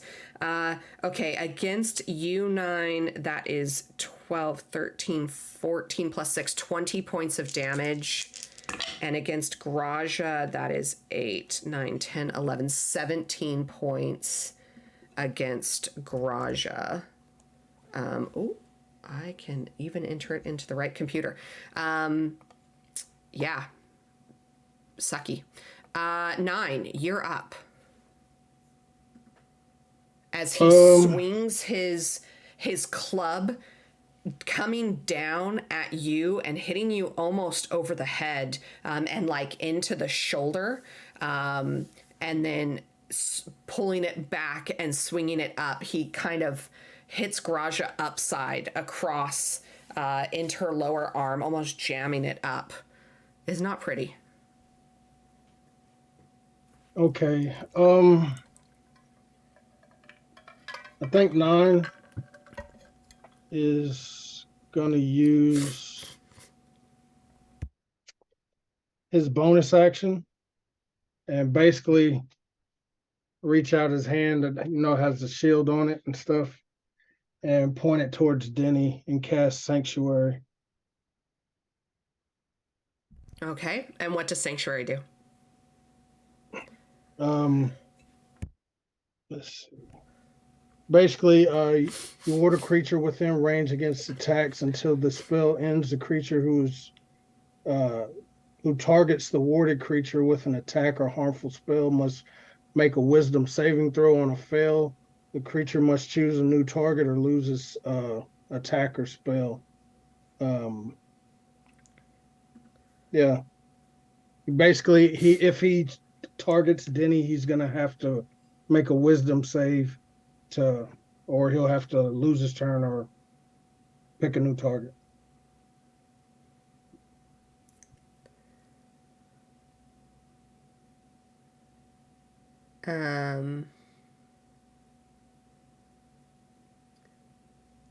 Okay. Yep, absolutely. Yeah, that's what I'm doing as a bonus action.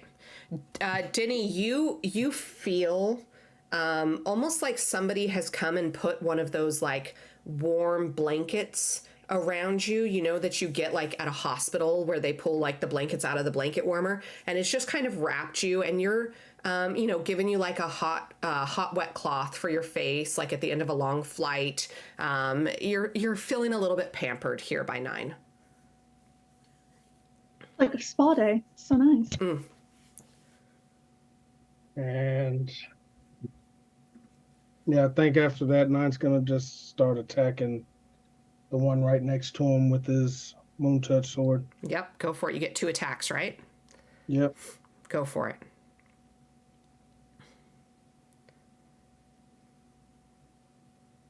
It's 24. 24 hits.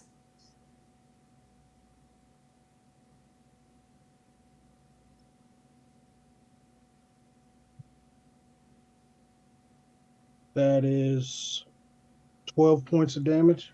12 points of damage. He is looking real rough here. And second attack.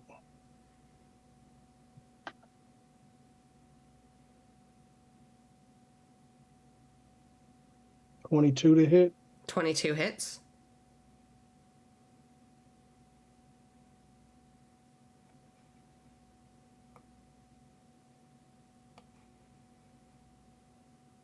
It's going to be 13 points of damage. 13 points. He is barely standing. as you cleave into him over and over. Your moon touch sword dragging deeply stabbing into one of his pectorals, and you kind of like shake it around in there looking for whatever little teeny tiny heart this stone giant has. It's not pretty for him. Max. Okay. I have an important logistical question. Okay. If I threw, say, a ball of fire behind them, is the layout such that I could get them in the sphere but not hit the rest of the party? Or is Denny What's the radius for fireball?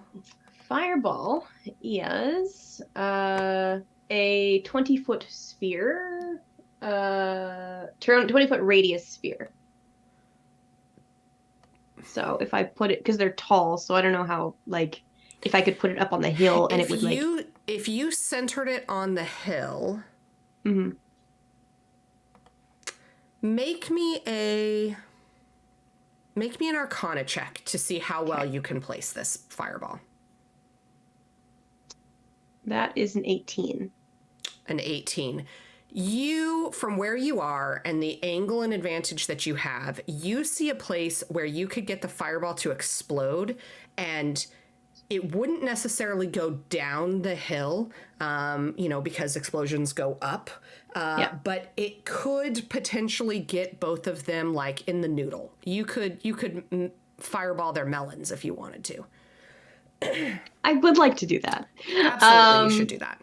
So, for those of you following Max's soundtrack, because that's a thing that I have in my head right now, they start to play the riff from Bohemian Rhapsody, and like first it sparks, and then it's a little bead of fire that just kind of throws itself at the mountain, and there's like a beat, and then boom, as I cast Fireball. We love that. And Dex 14. Dex 14. They are surprisingly dexterous. Stone giants are fairly athletic as far as things go. Oh no, that's a 2. One of them saves. One of them very much does not. That is 33 points of damage. Obviously in half for success. Okay. I need to switch to... the one that is caught, you hear, 9, you hear, I am a little silhouette of a man, as like, as you see this little ball come shooting past your head. You have to shield your eyes as there is a massive explosion, and there's a ringing in your ears, but as you start to open your eyes and your eyes like readjust to the light, the stone giant that was in front of you is no longer. He is dead. And now there's just one left. Excellent. So well done. I'm just going to move myself so that I'm kind of in front of Droop also. Absolutely. Love that. Okay. Whimsy. Whimsy's gonna sort of shuffle himself slightly, and he's going to attack with his glaive again. Go for it. I've never actually been the one with Bardic Inspiration in 5th edition. Is it just add a d4? It depends on the level of the bard, so I don't know if they're up to D6 yet, but... hold on, let me check. I think it's more than that, actually. Who's... Was it? It was my Bardic Inspiration. It was your Bardic Inspiration. Oh, yeah, it's 1d6. Yeah. So it's a d6, and you can wait until after the roll to decide, like, if it hits. All right. So roll first and then add it if I need it? Yes. Nice. All right. Well, then I'm going to roll to hit him. I'm not going to roll on the computer because it's slow. 17 plus 5, 22. Don't need it for that. Don't need it for that one. 22 hits. And I can't use it on damage, right? Just attack? Correct. And 9 damage. 9 damage for the first strike. as you are starting to get in the habit now. You know where to poke with the sharp side of your glaive. So it historically hasn't worked too well. We're going to try the butt end again, but I don't think that's going, and I don't think a d6 will help, so I'm not going to bother. It was a 7. Yeah, no, unfortunately. That's low. Well, I mean, 7 plus 5 is 13, maybe? Actually, yeah, I will. It's 7 plus 5 for the attack. And no, that's only 14 still. Yeah, no, unfortunately. And then the sharp end again is unnatural 20. Definitely hits. The sharp end definitely seems to do more damage. The butt end just doesn't quite seem to. You're hitting a rock with a stick. It's not going to do Yeah. that much. Exactly. And then that one is 5 damage. 5 damage. Whittling him Nice. away. You guys are absolutely just whittling him away. That is exactly what's going on here. The wolves have gone back to droop. So Denny, you're up. Okay. First of all, I looked it up and it said yes, but you're the DM, so I'll double check with you. Can I cast Heal Wounds on myself? It's a touch attack, and I can touch myself. So cool. Okay, great. I'm gonna go ahead and do that. Amanda, don't tell me how to live my life. I'm gonna touch myself all I want. Thank you so much. And I'm going to. I will take this stream to OnlyFans so quick you don't even know. And I'm gonna go ahead and cast it at a 4th level, because I am hurt quite badly, and that gives me 28 points of damage or points of healing. So that's nice. Ka-chow. All right, and with my bonus action. With my bonus action, I am going to use my Mantle of Inspiration. As a bonus action, spend 1 of your Bardic Inspiration to grant 8 temporary hit points to up to 5 creatures you can see, and that can see you within 60 feet. Each creature can immediately use its reaction to move up to its speed without provoking opportunity attacks.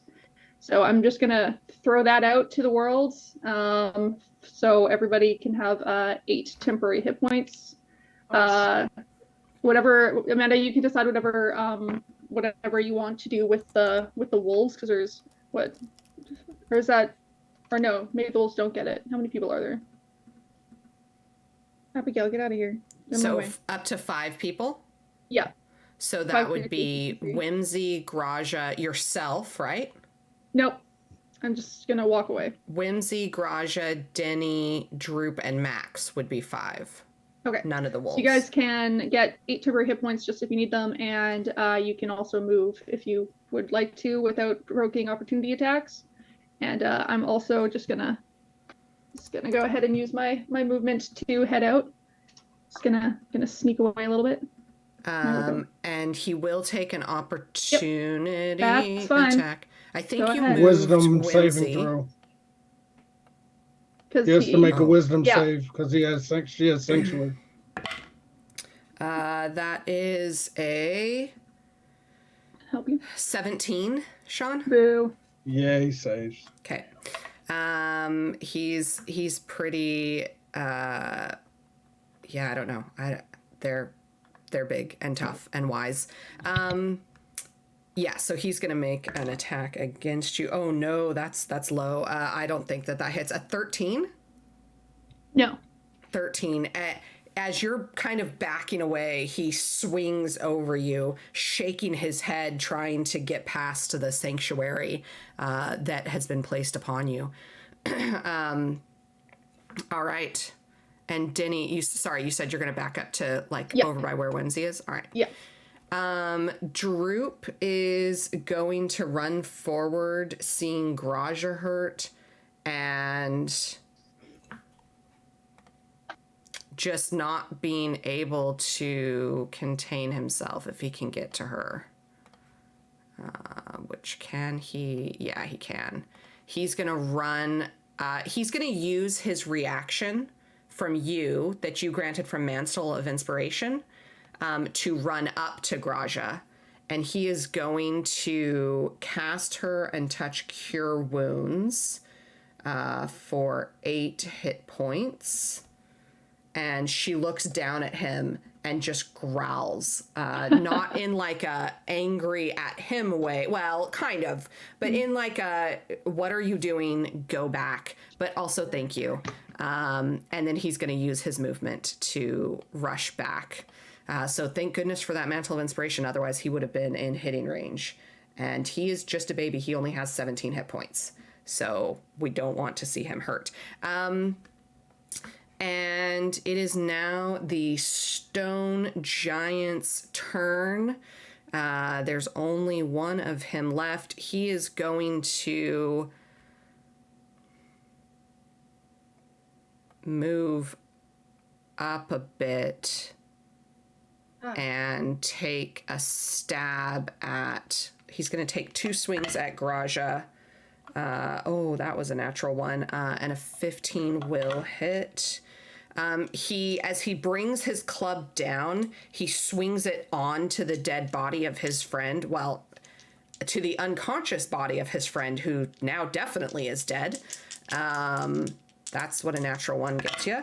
And then against Graja, that is 17 hit points damage. She's beginning to look a little bit rough. But it's her turn, and she's going to turn around and swing back. She's going to do these reckless because 9 isn't in a position to also be attacking the creature, right? You guys get advantage when you're attacking the same creature within 5 feet of each other. Whimsy is there, though. Whimsy is, but she doesn't get advantage based on that. She gets advantage with 9 because they have been... like it's part of they spent downtime practicing together.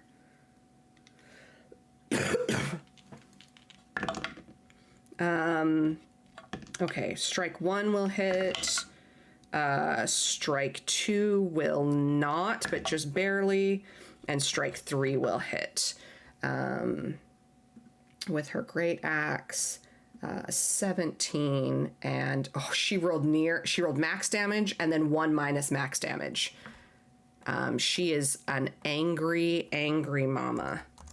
And he's looking real rough.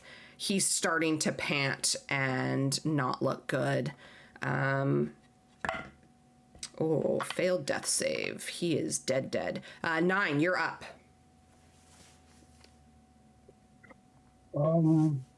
Okay, well, I'm gonna move myself like right up in this giant's grill, so we're both attacking now. Okay. Yep. And yeah, I'm just gonna start attacking with my moon touch. Go for it.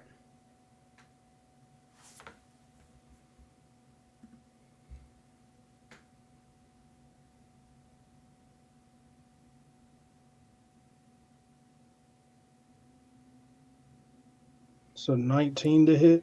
19 hits.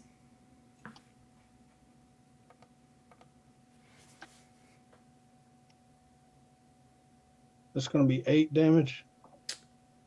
Sean, how do you want to do this? Finish him. Yeah, I guess 9 just creeping up the back of him, being as big as it is, trying to use its size. He's gonna like jump on his back and like press his sword right to the back of his skull and like just slam him in the ground. You take this gigantic jump, landing and kind of swinging yourself, like almost like pole dancer style, swinging yourself around his body and like climbing onto him backpack. And just taking your sword, shoving it down through the base of his neck. You hear, I don't know that stone giants particularly have a spinal column, but whatever it is snaps and like fluid comes spraying out the back. Graja has to duck as the front of your sword comes out through his neck and narrowly misses piercing her. and you just hold on to him and ride him as he falls onto his knees and then falls forward. And you have definitely killed him. Absolutely. You are still giant. And Graja starts to kind of shake out. How long does enlarge last there, Max? I believe it only lasts 60 seconds, but let me just confirm for you. And as you guys are standing there in the heat of battle, there is 60 seconds. There is, Denny is looking rough. The wolves definitely immediately, 3 of them, seeing that the danger has passed, sit down. And the other 2 start, coming up and licking them and making sure that they're okay. Graja is kind of shaking off some pain, and you can already see some pretty deep bruising on her. Denny also,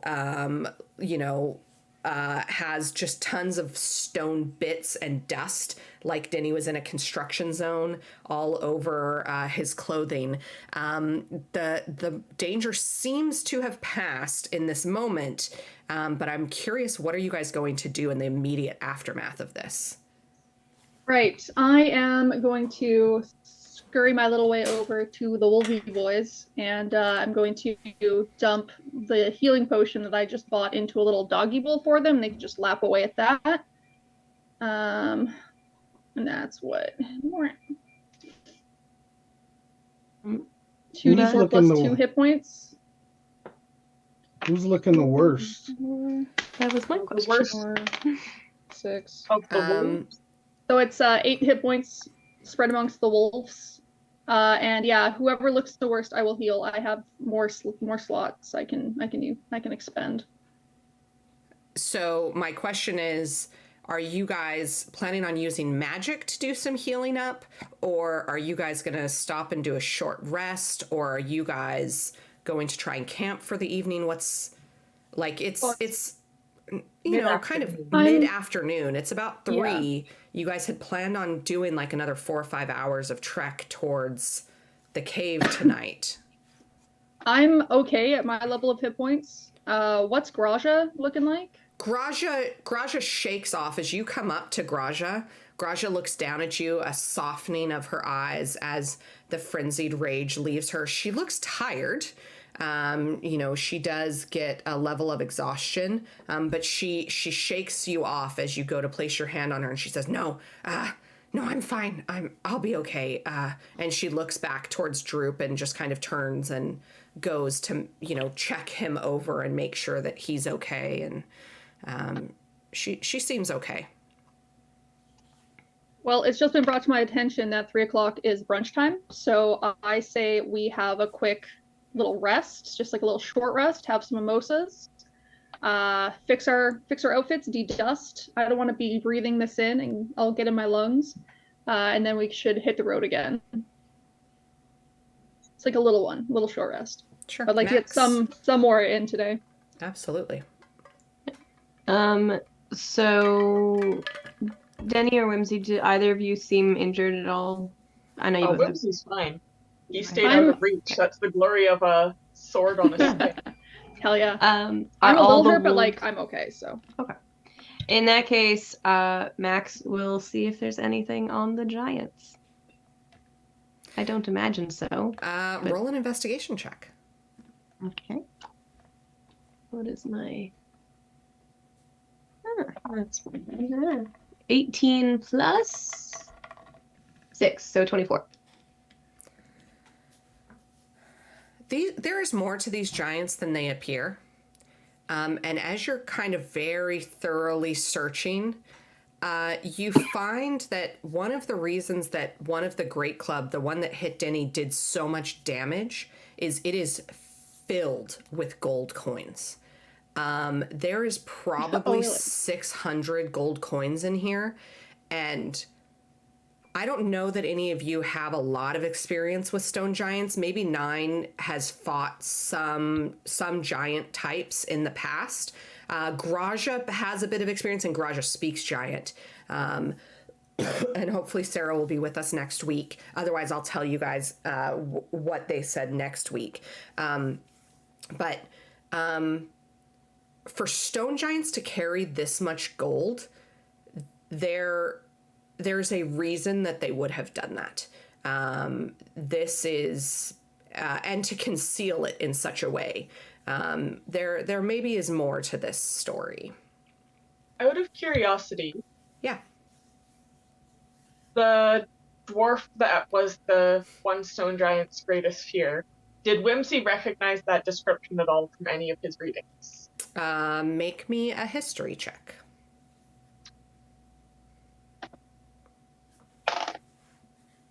That is... What is my history? Only +1. 14. First off, in dwarven culture, they're very protective of how they write and share stories of their female heroes because they are the most exalted of warriors on any battlefield, are the female shield maidens. And so, could you go and figure out who this was? Yes. I will say that one thing that Whimsy absolutely noticed is that the silver that was woven into her beard braids was not silver, it was mithril. So she must have been a figure of some renown. Yeah. Well, Whimsy knows what he's going to be doing during this short rest. Studying. Yes, I will let you guys roll some hit dice, and that's where we'll wrap up for today. We'll say that you guys, one of the reasons I love this particular map is because there's this clearing here that you guys can find a little place of safety in, and eventually 9, unfortunately, does go back down to just regular size. Womp womp. But you guys do find a few moments of peace and quiet as you go to eat. You hear Graja at one point go, "Droop, how much of our rations did you feed the wolves?" And it seems like probably a fair bit. The wolves are fat. They were a little bit slower. Maybe that's why they were a little bit ineffectual against the stone giants. But nonetheless, you guys come and take a short rest as we wrap up today's episode. Thank you all for this exciting first combat against stone giants, you guys. How amazing. The club was shaking like a maraca. Yeah, absolutely. I love that so much. Sean, tell us who you are and where people can find you. Hey guys, I'm Sean. Played 9, the human Powlock. Find me here on Sundays, and I'm acting foolish on most social medias. Fantastic. Farah? You can find me, I'm Farah. I played Max, the Wizbard. You can find me right now here every Sunday and on Crossroad Games, where we are having our mid-season finale of Death Toll Undead, a zombie survival game. So check it out. It's real cool. And Nikki? Yes, I should turn my mic on.